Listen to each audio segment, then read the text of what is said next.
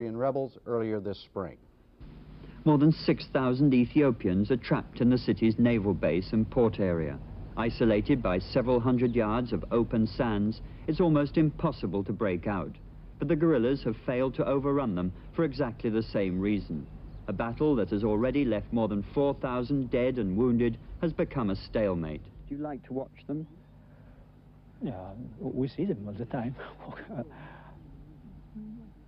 So what? We see them. And we don't care until the final time that we'll be ready to hit them. And we know we are going to hit them very hard.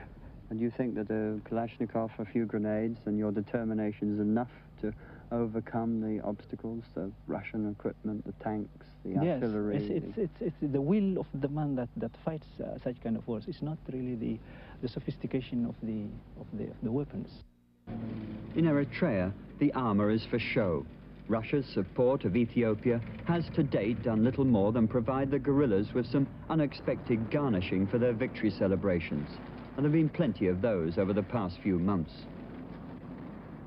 These Soviet tanks, some with less than 50 miles on the clock, are now part of the Eritreans' 1st Armoured Brigade.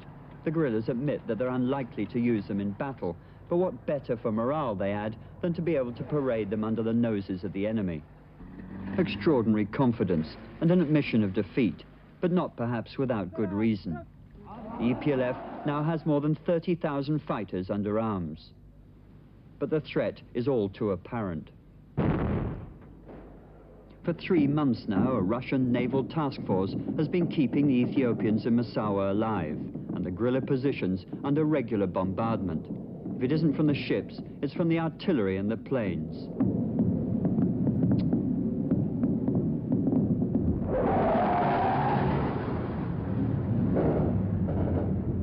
Their casual behavior appears to bear no relation to the reality outside, but that, they say, is the only way to survive.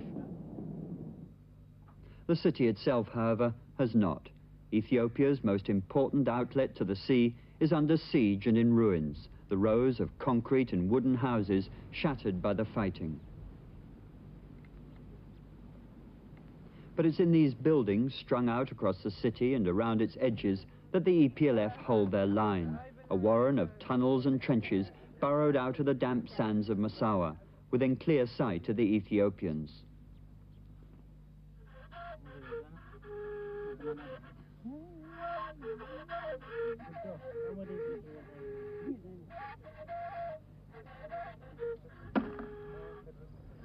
Railway sleepers provide a solid enough roof, but the preoccupation is not with the war. 4 hours daily of grammar, maths, English and political education is compulsory.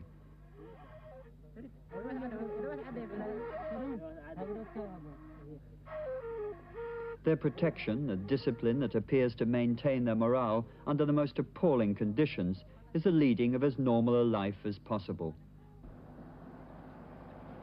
115 kilometers inland, 7,000 feet up, the Eritrean capital, Asmara, like Massawa, has been under siege since the beginning of this year. The EPLF refused to allow us to film their positions, but they're clearly dug in around the city in some strength. Despite the help of Soviet advisors and Cuban and South Yemeni troops, the Ethiopians were forced to retreat after nearly a week of heavy fighting. Still, the dead remain unburied, but the Eritreans are only too well aware of the response that their success will bring. From the Ethiopians' previous allies, American F-5s. From their new friends, Russian MiGs. This city of 250,000 people may be under siege, but it's rapidly being built into a formidable fortress. A Soviet airlift that involves 20 or more flights a day has been underway since last month. New armor, food and fuel for a garrison that now numbers some 20,000 men. But the guerrillas still manage to infiltrate behind the Ethiopian lines. How much are you able to operate inside Asmara itself?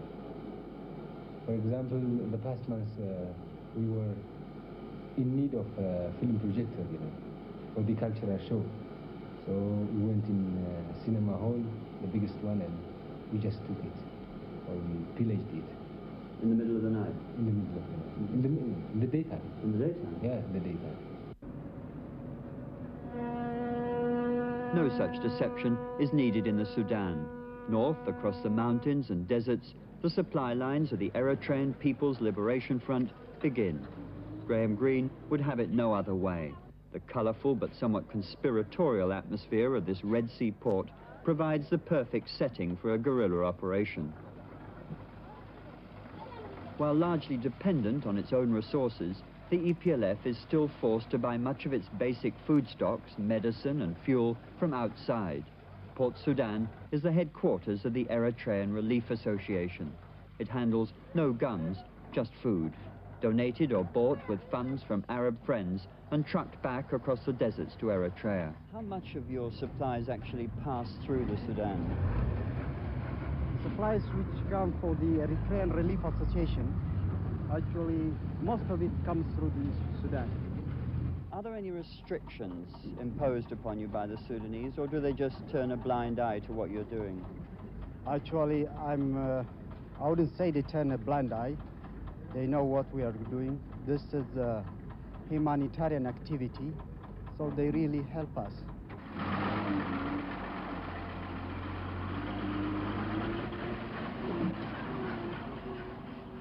It's the Ho Chi Minh Trail of the Horn, Liberation Road as the EPLF call it, 1,600 kilometers of rough-hewn track built by hand over a period of 4 years, an improvised road system that's the backbone of their entire operation.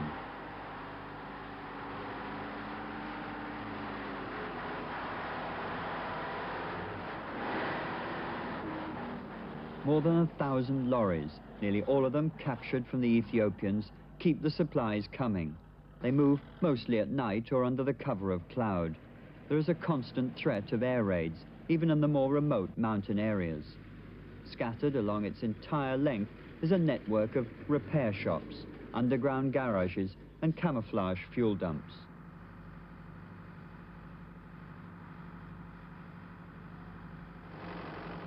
Like nearly everything else, the generator is captured. The garage might appear makeshift, but it is in fact extremely efficient. Their assorted collection of Fiats, Bedfords, Mercedes, American Mack trucks are regularly serviced. The spares are cannibalized or made on the spot. The mechanics work long hours, but are expected to fight as well.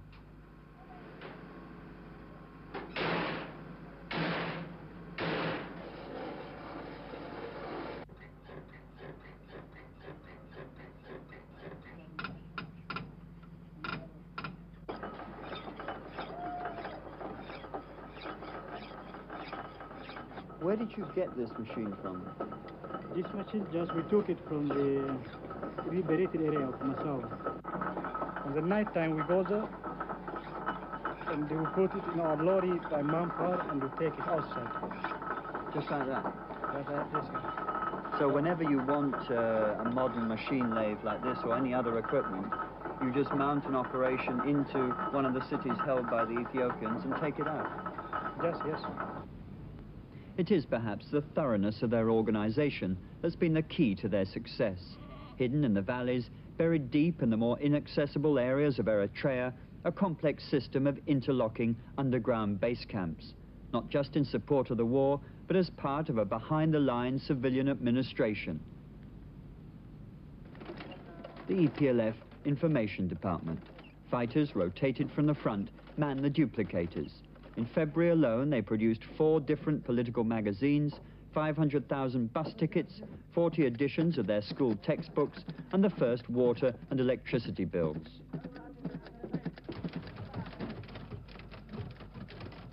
Not a mile or so away, a typing school, currently training 10 new typists a week.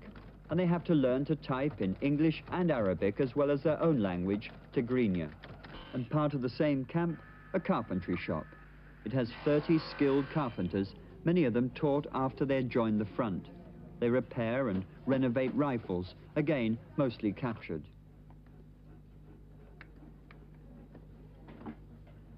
They also provide the hospitals with equipment, produce furniture, and with the help of the engineering department next door, have started to manufacture artificial limbs.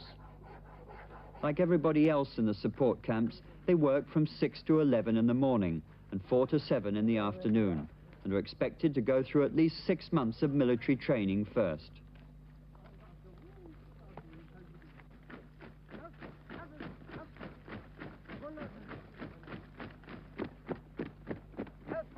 It's during this period that the fighters receive what is considered to be the most essential part of their education.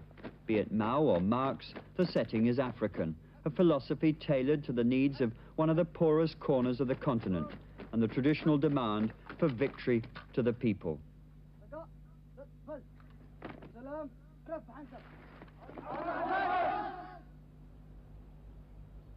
Much colonial blood has been spilt in Eritrea. It was the British, helped by Sudanese and Indian troops, who drove out the Italians during the Second World War, who stormed the same Italian-built fort outside the city of Keren that the EPLF captured from the Ethiopians last year.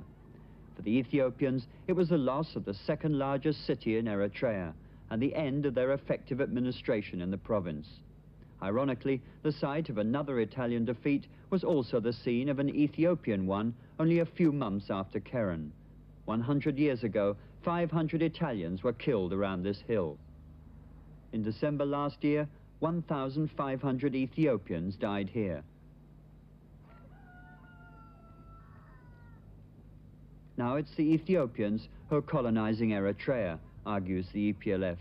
Certainly, there is much eyewitness evidence to support guerrilla claims of the killings of large numbers of men, women and children in the ruined villages around Asmara. The sound of firing still haunts them.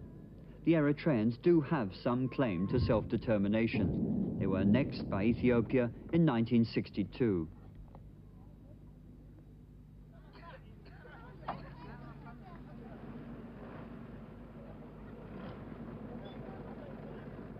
More than 600,000 Eritrean refugees can bear witness to the fighting that followed, to the late Haile Selassie's attempts to subdue the bandits, as both he and the present regime in Addis Ababa call the EPLF. Legally, though, the guerrillas are rebels, and as far as much of the outside world is concerned, they're a political embarrassment. It's an embarrassment that has prevented most of the recognized aid organizations from doing anything about a problem that's becoming a massive strain on the guerrillas' meager resources. Many have been sent on the guerrilla convoys to camps in the Sudan, but the bulk of them remain. As more and more towns and villages have fallen under the control of the guerrillas, so the refugees are absorbed. Some have families and friends to go to, but with 90,000 made homeless since the beginning of the year, resettlement has become an almost impossible task. They set up home where and when they can, in deserted railway sidings and in the camps abandoned by the Ethiopian army.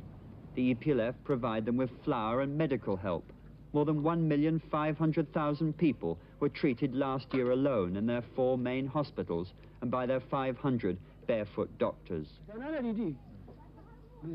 All our house, he says, all that we had was burnt during the fighting for Massawa, and now we are waiting for help and to start a new life. Some kind of a normal life does, in fact, exist for a large majority of the 3 million people of Eritrea. Keren, with its population of 32,000, feels the pinch of war, but in the 9 months since it was taken by the EPLF, it boasts more public services than the Ethiopians can offer in Asmara. Its markets are full, and although there are serious problems of unemployment, the EPLF has at least established an efficient administration.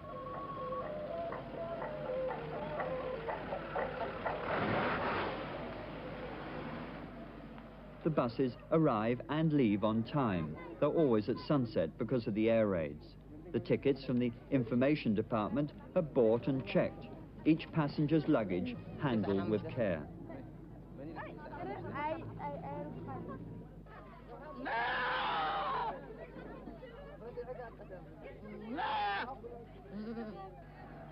The people of Keren have been organized into various associations.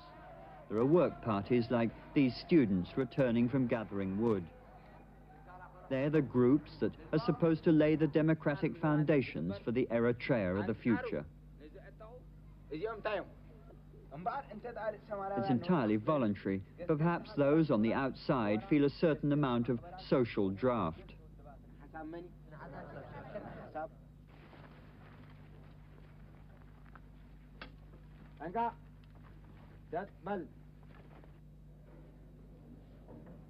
But it's amongst the middle-class businessmen of places like Keren that the EPLF has had the hardest job explaining the reasons for its existence and its dreams of the future. There is price control and limited nationalization, and certainly no room in their program for profiteering. But no matter how hard the EPLF strive for normality, the war, it seems, is impossible to escape. The children of Dekam Hare, encouraged as elsewhere to learn practical skills, must always be reminded of the realities of life behind the guerrilla lines. They have to build their own air raid shelters.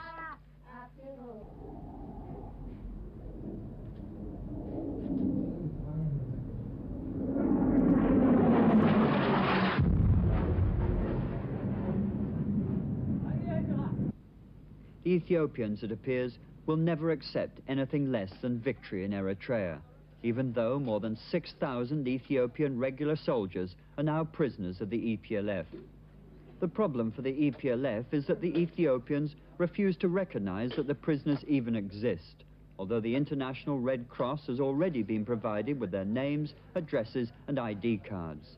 The government in Addis Ababa has bluntly refused to discuss the matter, and it appears politically impossible for the Red Cross to act independently.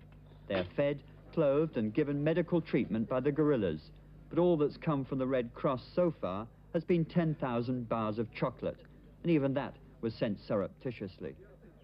But high in the hills near Asmara, that's one problem that wasn't being discussed last month at the meeting of the EPLF's Political Bureau and Central Committee. The men who over the last 16 years have emerged as the driving force behind the front. Alamin Mohammed Saeed, responsible for the front's foreign missions. Haile Mariam, in charge of education.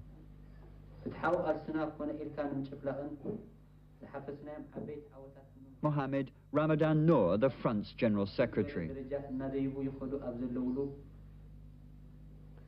Now we know that according to our intelligence, we know that the Ethiopians, the plan of the Ethiopians, that after they have changed the situation in Ogaden front, that they are planning to have or to concentrate on the northern front. But it's true, it may have certain effect in the situation, but this does not mean that it could change the whole situation against our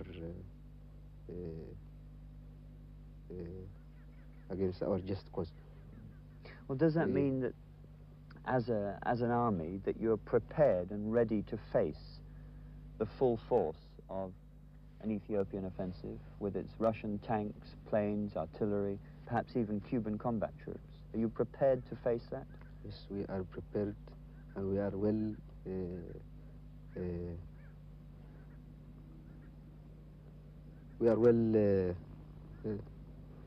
prepared and ready to face such offensive. And you think you could contain it? Yeah, sure. Again, that film was done by the BBC and shown originally on its Panorama program. The reporter was Simon Dring. Now for some update perspective from an American congressman with a lot of knowledge about and interest in what's happening in Eritrea and Ethiopia. He's Congressman Paul Zongas, Democrat of Massachusetts. He was a Peace Corps volunteer in Ethiopia at one time, and more recently visited Ethiopia as part of a congressional fact-finding mission to the Horn of Africa. Congressman, you and your colleague on that trip, Congressman Don Bonker, said in January in the opening sentence of your report, and I quote, "Nowhere in Africa is there more potential for major instability and violence than in the Horn." And Eritrea was clearly one of the problems you had in mind, was it not? That's right. It was the obvious issue after the Ogaden. Yeah. Look, we just heard the Eritrean view of their situation. You've talked to the Ethiopians. Why do they feel so strongly that Eritrea belongs to them? Interestingly, during the film, the distinction between Ethiopia and Eritrea was made very clearly. To the Ethiopian mind in Addis Ababa and the rest of Ethiopia, Eritrea is perceived as a province like Shore province or Dessie province. The people speak Tigrinya, but there are Ethiopians who speak Galinya or Garagi, that kind of thing. So it's not perceived as that different. They see them as brothers. They will never let them go. Much like a state of the Union in the United States? A good analogy. Yeah. All right, the rebel leaders, as we've heard, as we just heard, seem determined to fight apparently to the last man, if necessary. Are the Ethiopians equally as determined? I think you'd have to draw a distinction between perhaps the average Ethiopian who would like to see, I feel, a kind of negotiated settlement, maybe a federation as they had at one point, and Colonel Mengistu, who's the head of Ethiopia, who I think has a mindset that dictates a violent approach towards the problems. And I think he's going in there, and he's going to go in there and try to put them down. Well, what is the likely outcome of this determination of the will of both sides? An awful lot of people are going to be killed? I don't see the way out. If Mengistu insists upon putting them down and bringing them back into the Ethiopian camp, if the Eritreans believe in independence, which I think they do, it's going to be an attrition bordering on genocide. It's going to be a chapter in our history this year and next year, which will be very sad. Thousands of people are going to die then, on both sides. At least. Is a negotiated settlement really just not in the cards anymore? Back in 1974, General Aman was the head of the Ethiopian government, who was from Eritrea. He tried to negotiate. He was overthrown by the Derg, the junta, and at that point when they killed him, they went into Asmara with the military and killed a lot of people. I think at that juncture, negotiations were out of the question, and it's going to be settled by violence. Now, you and Congressman Bunker just today, in fact, drafted a letter to the Ethiopian government pleading with them to negotiate. Where does that letter stand? What do you hope to accomplish with that? I guess it's out of frustration. What do you do in this particular case? There really aren't that many options, and what we'd hope to do is get a number of members of Congress to sign the letter to show Mengistu that the world is really looking at what happens in Eritrea. And what good it will do, I don't know. Well, so far, the State Department has issued statements lamenting what is happening there and what is likely to happen. Is there anything else that the U.S. really can do besides lament it? Realistically, no. When the United States made the error of not helping Ethiopia vis-a-vis the Somali aggression, we pretty much canceled ourselves out of Ethiopia. We don't even have an ambassador there. We are in no position to have any influence on policy. Perhaps all we can do is help the Sudanese in terms of their problems and call attention to what's happening in Eritrea. But in terms of any viability, we just don't have it. So far, the wire reports say that there is no concrete evidence that those 17,000 Cuban troops that are in Ethiopia have actually involved in this fighting in Eritrea. Is there really any way for them to avoid it down the line? I think Castro would be in a very difficult position putting his troops against what is essentially another Marxist government. It's an internal problem. There are non-aligned countries like Algeria, Iraq, Syria that are putting pressure on Fidel Castro not to do this. So he's really caught in a squeeze, and he wants to be friendly with the Ethiopians, the obvious Soviet interest that's involved. But he's not going to come out of this looking good to the third world. Particularly because he's backing well, the Eritreans see themselves as an independence movement, That's right. And here again he would be backing the other side. People switch sides on this very often. Yeah. Congressman, this is a very tragic story. There's no question about that. And there's really nothing, regardless of who's right and who's wrong, the fact is thousands of people are about to die, and there's really nothing that can be done about it. Is that what you're saying? What can be done is small things. You're not going to have any kind of international intervention, clearly, because it's within the borders of Ethiopia. There's no way the Soviets are going to back down. I think it's going to be tragic. All right. Congressman, thank you. Thank you. All right, we'll be back tomorrow night. I'm Jim Lara. Thank you and good night.